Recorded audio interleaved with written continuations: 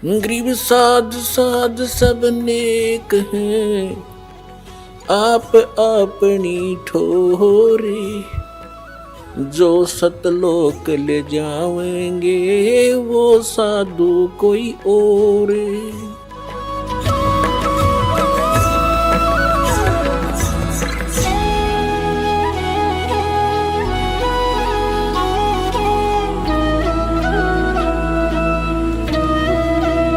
भक्ति करें तो गलत करें, आस्था भगवान से खत्म हो जाए इनकी। ये चाह इन्हीं को बताने भी आवे तो भगवान की बात सुने नहीं। कलयुग में विशेषकर इसको भय ज्यादा रहता है, क्योंकि इसने वायदा किया था परमात्मा से कि कलयुग में आप कितने ही प्राणी ले जाना, सतयुग त्रेता द्वापर में कम जीवों को पार करना। जब परमात्मा यहां आए थे जोगजीत रूप बनाकर अपने पुत्र का सर्वप्रथम।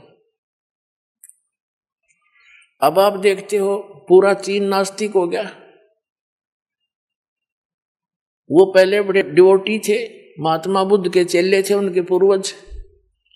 महात्मा बुद्ध इस काल की फटपेड़ में था, उसको भी काल की फेंट लगी थी। बड़ी पुण्यात्मा था, स्वर्ग से सीधा जन्म मनुष्य का हुआ था।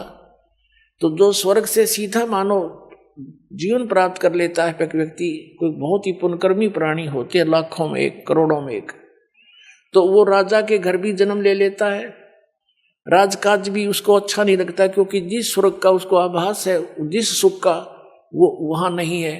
राज भी त्याग देते हैं, हठ योग करते हैं, मनमुखी साधनाएं करते हैं।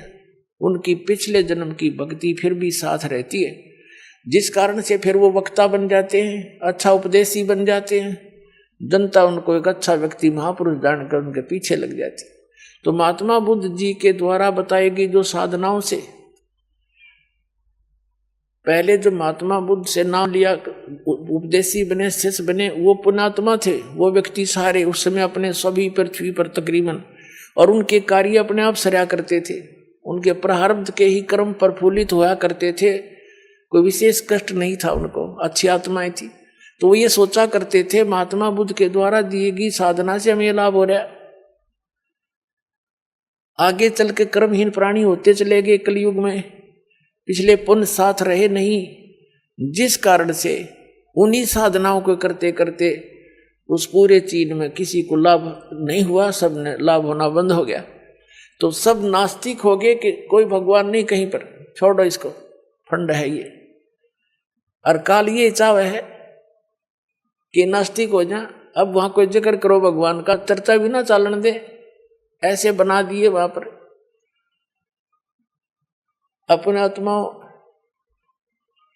परमात्मा चाहता है जैसे ये राधा स्वामी पंथ, अरे सच्चा सौदा सरसा और जगमालवाड़ी वाला पंथ, डेरा, और ये जितने भी इससे संबंधित ब्रांच हैं, जनोद वाला, जय गुरुदेव, मथुरा वाला, या और ठाकुर जी, जितने ये सारे, और ये निरंकारी, अरे आसाराम, अरे सुधांशु जी जैसे, अरे ब्रह्म ऋषि को आवे, कुमार स्वामी, इनका का पता नहीं। ये पुण्यात्मा अच्छी अच्छी आत्मा इनके पास जाती है, उनका इत्तेफाक से अपना संस्कार कोई अच्छा आ जाता है, नियमित ये बन जाते हैं। जितने सुख ये बताते हैं ना इनके चेले, इतने तो हम पहले भी प्राप्त किया करते, साला सरजाया करते, हनुमान के पुजारी थे, और कुछ भी मंत्र नहीं करते थे, इन्हें को जो मिल गया वो मंत्र कर लिया। ये था हमारा पूर्व जन्म का संस्कार फल रहा था। हम सोचा करते हनुमान जी कृपा करें, हनुमान जी क्या की कृपा करें, वो आप भगत थे। तो पुण्यात्माओं, इनको काल ने इसे काम ला रखा कि इन तक फिर कुछ समय के बाद कुछ भी लाभ नहीं होना इन साधनाओं से। और कुछ वर्तमान के जैसे महापुरुष हैं, संत हैं, इनकी अपनी पुण्य कमाई पिछले जन्म की घनी हो है इनके साथ, और इनके वचन आशीर्वाद से छोटी मोटी राहत इनको मिल जाएगी, और उनके टैर की हवा कम हो जाएगी, दूसरा में डल जाएगी थोड़ी थोड़ी, ना वह काम करने जोगा ना वो रहेगा कितने जोगा। तो ये कुछ दिनों के बाद पूरा भारतवर्ष भी नास्तिक हो जाना था, यदि आज यह कृपा दाता की आपके ऊपर ना होती। तो आज का जो उद्देश्य सत्संग का, तो पुण्यात्माओं, आप अपनी गलती से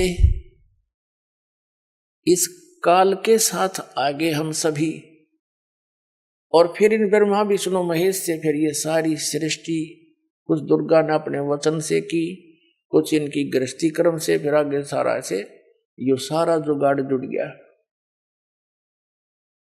अब इसने बुला दिया भगवान को, ये स्वयं भी गुप्त रहता है, इसने कसम खा रखी है, प्रतिज्ञा कर रखी है दुर्गा से कि मैं कभी किसी के समक्ष नहीं आऊंगा और मेरा भेद मत बता दिया, ना तेरी खैर नहीं है। या इससे बहुत डरती है क्योंकि इसका कोई और संरक्षक रहा नहीं, अपने पिता ने छोड़ के हम सारे आगे, तो हमारा कोई वाली वारस नहीं है। ये हमारे साथ कुछ भी करे, कितना ही कष्ट दे, ये खुद बन बैठा है यहाँ का संचालक। अब क्या क्या हो रहा है आपके साथ आपको पता नहीं, आपने ये एक परंपरा मान ली, विधान मान लिया कि ऐसा सभी के साथ हो रहा है तो होएगा। वो तो बात ठीक है, होगा तो होएगा, ना मानोगे तो भी होएगा। अभी तक तो ज्ञान नहीं था कि इसका कोई समाधान भी है, अब पक्का ज्ञान हो गया हमें कि इसका 100% समाधान है, बहुत आसान है। वो कैसे है? इस दास के पास आओ, चाहे पूरा विश्व आ जाए, और ये सत्य ज्ञान प्राप्त करो। आपके बच्चों को भी इस मार्ग से जोड़ो। यदि आप पिता हो, माता पिता अपने बच्चों के लिए अपना सारा जीवन न्यौछावर कर देते हैं उनको सुखी देखने के लिए। जिस माता पिता को ये ज्ञान हो जा तो फिर वो अपने बच्चों को इस तो बाहर नहीं रहने देगा। जैसे सर्दी गिर रही हो और माता पिता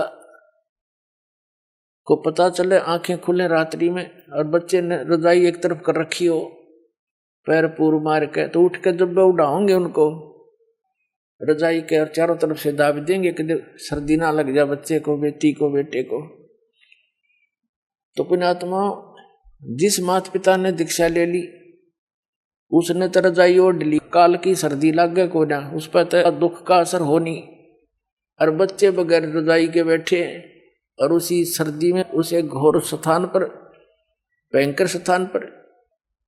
तो अगर जिस दिन आपको ज्ञान होगा अपने बच्चा ने भी रजाई उड़ाओगे, चाहे अपनी भी उतार के उड़ानी पड़ जाए, तो अपनी उतार के उड़ाने में भी कोई समझदारी नहीं, आपने मुनिया हो जाएगा, लेकिन बच्चों को भी रजाई की व्यवस्था अवश्य करेगा। तो यही आपसे प्रार्थना है कि अपने बच्चों को, ये बहुत पुण्यकर्मी प्राणी आपके घर में जन्म लेने लग रहे हैं। अब ये जितनी भी आत्मा आपके घर पाएंगे उपदेश के बाद, उपदेश से पहले भी आई है, वो भी अच्छी आत्माएं हैं क्योंकि मानव शरीर मिला है, और उनको भी और आने वाली अन्य संतान को इस परमात्मा की रजाई में जरूर लपेट लेना, इसे बाहर ना रहना।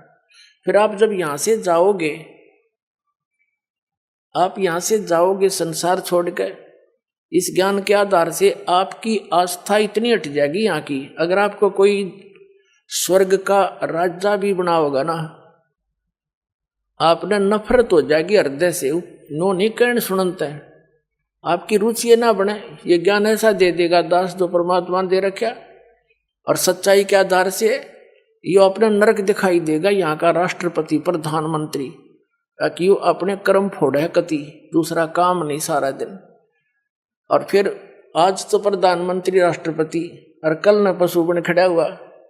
यहाँ तो हम इसकी स्टैच्यू लगा करके, मूर्ति बना करके फूल मालाएं डालते रहते हैं, और बगैर भक्ति के वो गधा बन के सैर सपट्टे कर रहा को मार के यहाँ।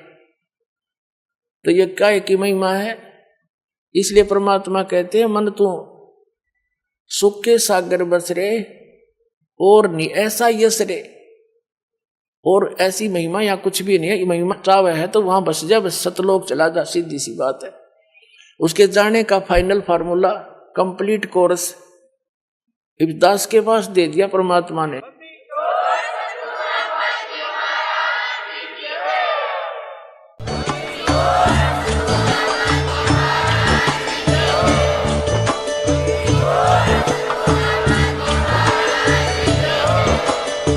सुन रहे थे जगत गुरु तत्वदर्शी संत रामपाल जी महाराज जी के मंगल प्रवचन। अधिक जानकारी के लिए विजिट कीजिए हमारी वेबसाइट www.jagatgururampalji.org। संत रामपाल जी महाराज जी के शुभ आशीर्वाद से पूरे विश्व भर में 500 से भी ज्यादा नाम दीक्षा केंद्र हैं, जिन पर संत रामपाल जी महाराज जी द्वारा ऑनलाइन निशुल्क नाम दीक्षा दी जा रही है। अपने नजदीकी नाम दीक्षा केंद्र का पता करने के लिए संपर्क करें 8222880541।